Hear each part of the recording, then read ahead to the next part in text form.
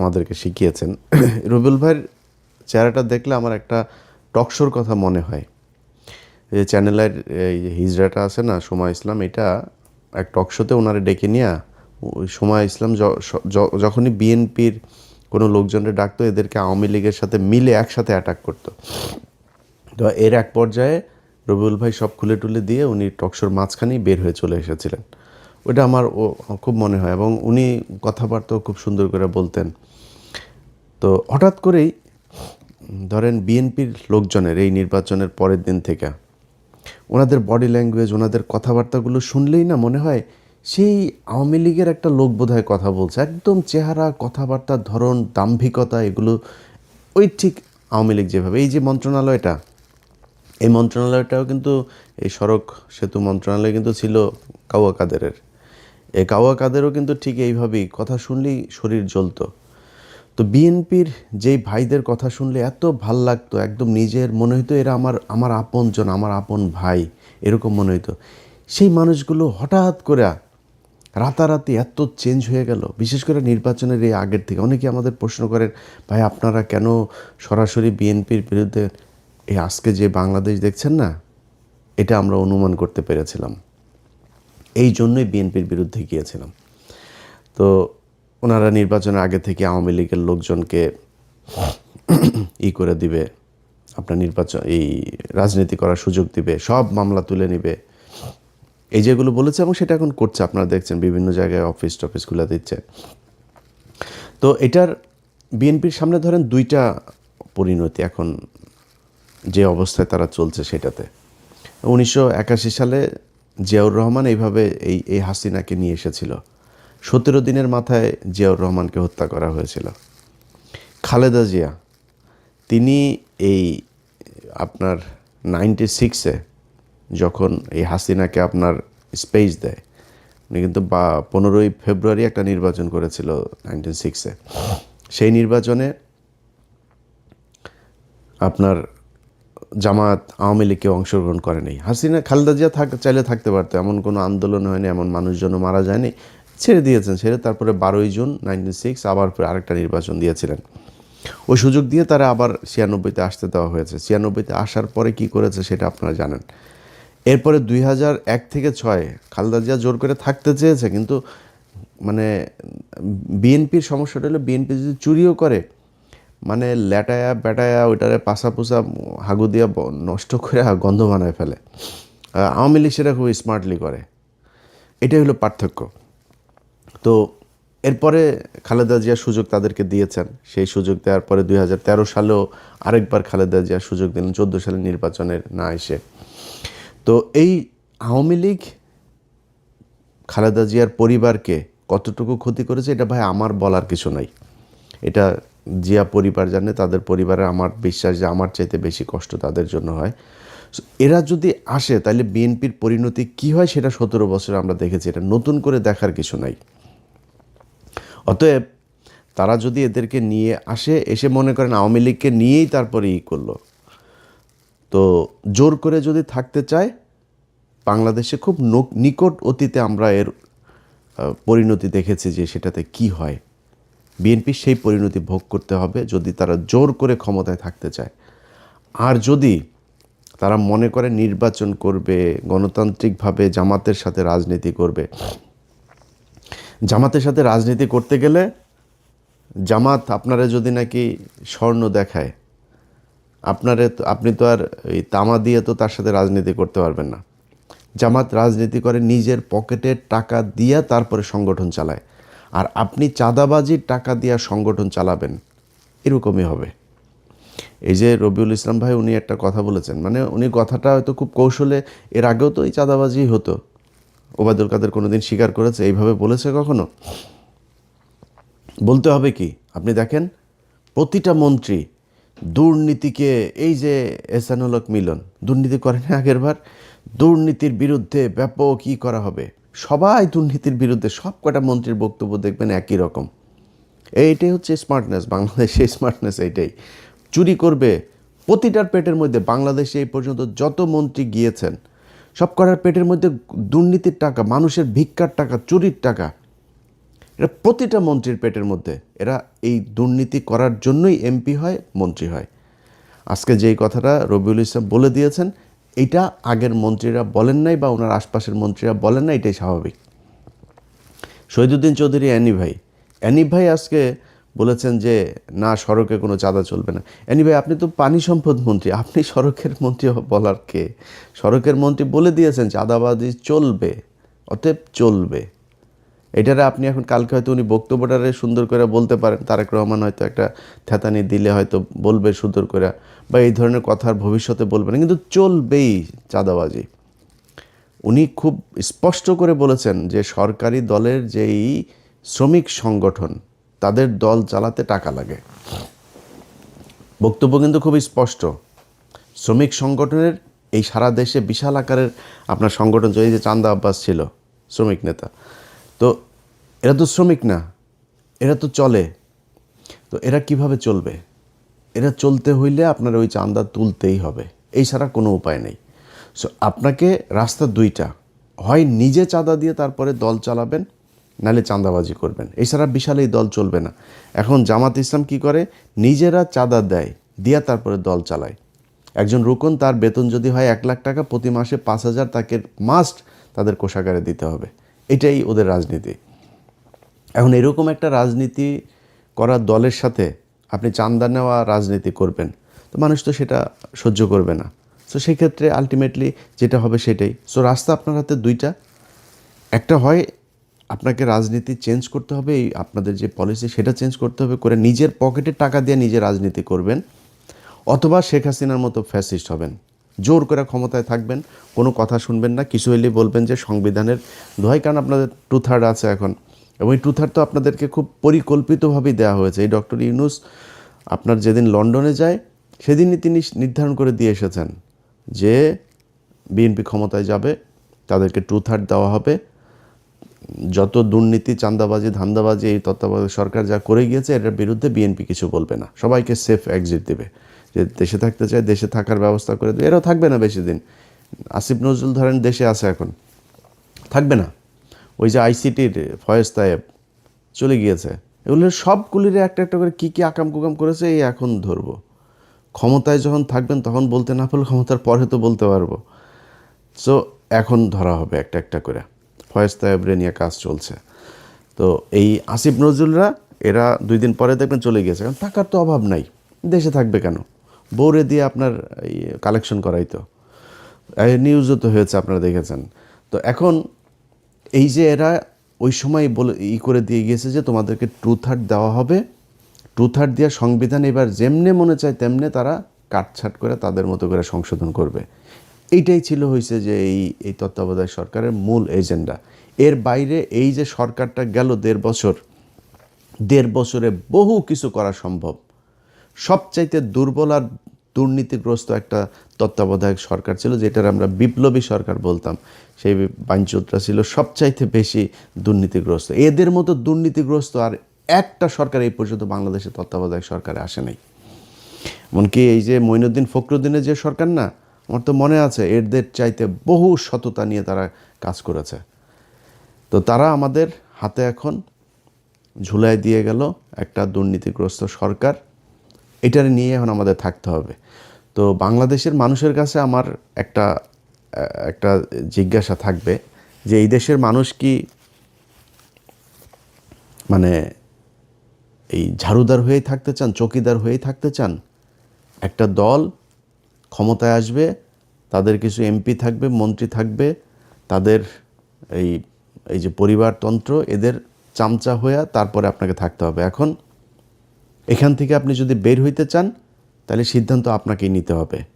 এই যে নির্বাচনটা হইল, এই যে রাজনীতি হয়, এই যে রাস্তায় ধর্মঘট, হরতাল, পিকেটিং, কোনো দিন কোনো এমপির ছেলেকে আপনার পাশে পেয়েছেন যে সে রাস্তায় এসে তারপরে এটা করে? কোনো এমপির ছেলে আপনার সাথে এই যে ভোট কেন্দ্রে গিয়া তারপরে এই ভোটকেন্দ্র দখলের কাজে মারামারি করেছে, মানুষকে হুমকি দিয়েছে? কোনো এমপি এই নির্বাচনের সময় এমপি মন্ত্রী অনেকের ছেলে যারা এখন মন্ত্রী হয়েছে, এমপি হয়েছে, এদের অনেকের ছেলে দেশেই যায় নেই, ইউরোপে থাকে, আমেরিকাতে থাকে, অস্ট্রেলিয়া থাকে, কানাডা থাকে, পড়াশোনা করে। তাদের পাতলা পায়খানা হইলেও তারা সিঙ্গাপুরে যায় চিকিৎসা করতে। আর তোদেরকে বানায় রাখছে বোকাচোদা। তোরা পৃথিবীর সবচেয়ে বোকাচোদা জাতি। এটারে ওই মঞ্চে ইয়ে করে, জনসভা করে না, বীরের জাতি, আমরা এই বীরের জাতি, 71-এর বীরের, সোগাটা ওইখানে মেরে দিছে তোদেরকে। তোরা পৃথিবীর সবচেয়ে নিকৃষ্ট জাতি, মানে আমরা পৃথিবীর সবচেয়ে নিকৃষ্ট জাতি। এদের মতো এরকম কামলা খাটা জাতি পৃথিবীর মধ্যে আর কোথাও নাই।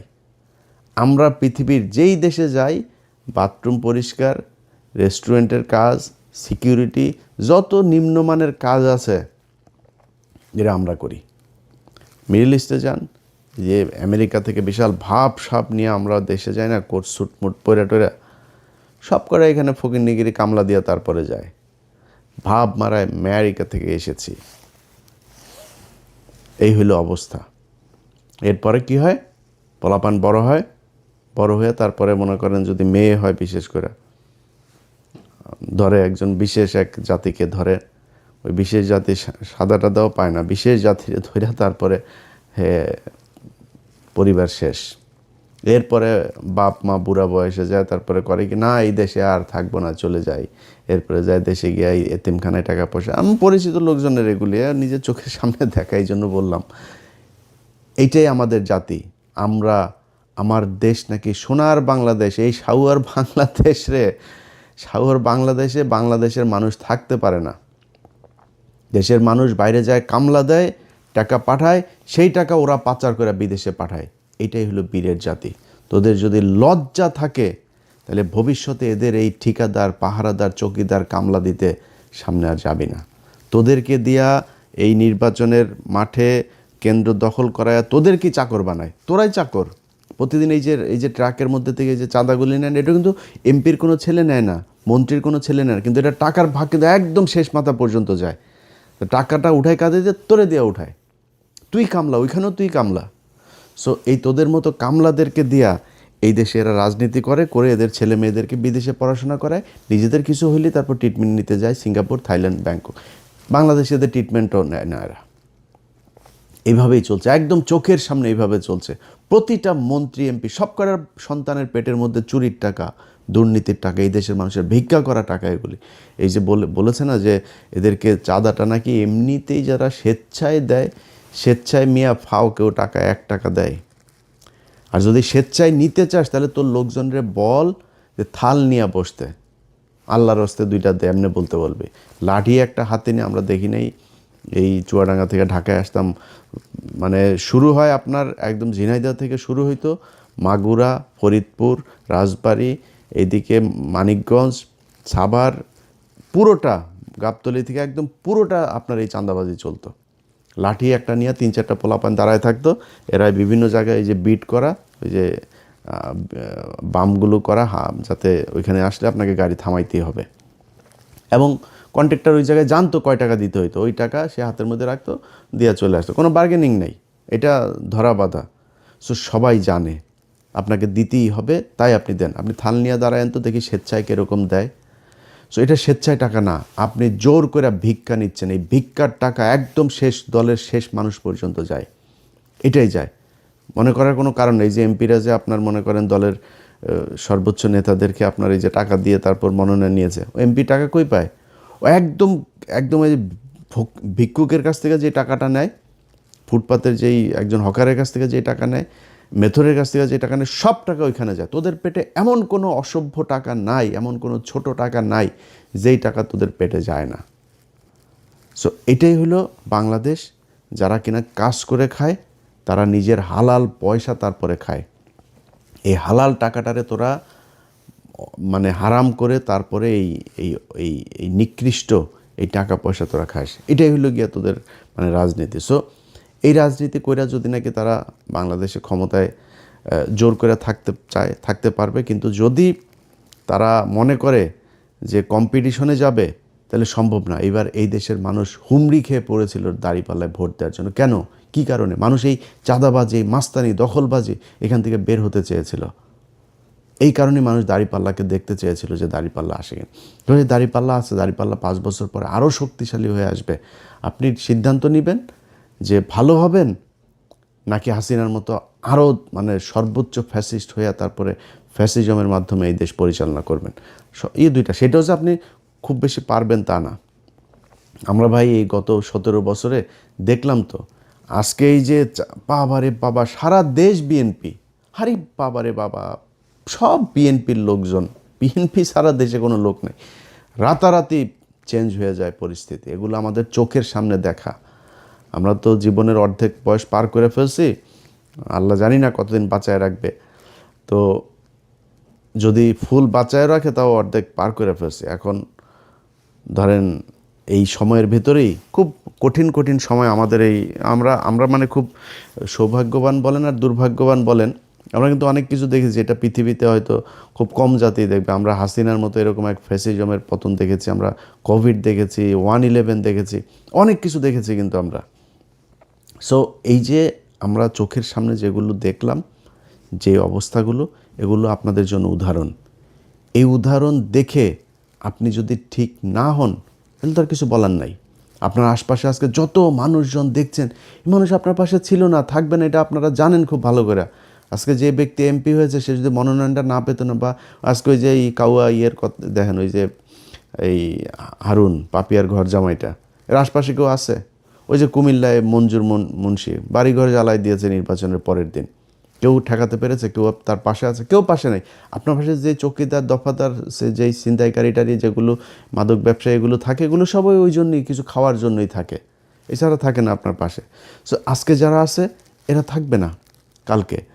আর জামাত ইসলামের এক নেতার সাথে কথা বলছিলাম, জামাত ইসলাম আমি বললাম যে ভাই মনে করেন আপনাদের উপরে আবার ফের সে আগের মতো জঙ্গি নাটক সাজায় নানানভাবে আপনাদের উপরে প্রেশার ক্রিয়েট করা শুরু করলো, কী করবেন? বলছে আমরা রাজনীতি ছেড়ে দেব, আমরা মানুষ তৈরি করব, আমরা তো আর কিছু ধান্দাবাজির জন্য তো আমরা রাজনীতি করি না, আমরা সরে যাব। আওয়ামী লীগকে যদি তারা স্পেস দেয় নিয়ে আসে, তারপরে আওয়ামী লীগকে দিব রাজনীতি করতে। আওয়ামী লীগে বিএনপিরে সোজা বানায় ফেলার একদম যা রাস্তা সেগুলো তারা জানে এবং সামনে তারা করবে। ব্যাস শেষ। আমি শুনে তাজ্জব মরে গেছি, যেমন বলে কি, হ্যাঁ যদি এটা জামাত ইসলাম যদি এটা করে, বিএনপি যদি ধরেন এদেরকে নিয়ে আসে, জামাত ইসলাম যদি ওইটা করে, তাহলে বিএনপি বলে দল থাকবে না বাংলাদেশে, জামাত ইসলাম থেকেই যাবে। জামাত ইসলাম রাজনীতি করুক আর অরাজনৈতিক সংগঠন থাকুক, তাদের যে আদর্শ সেটা তারা বাস্তবায়ন করে নিয়ে যাবে।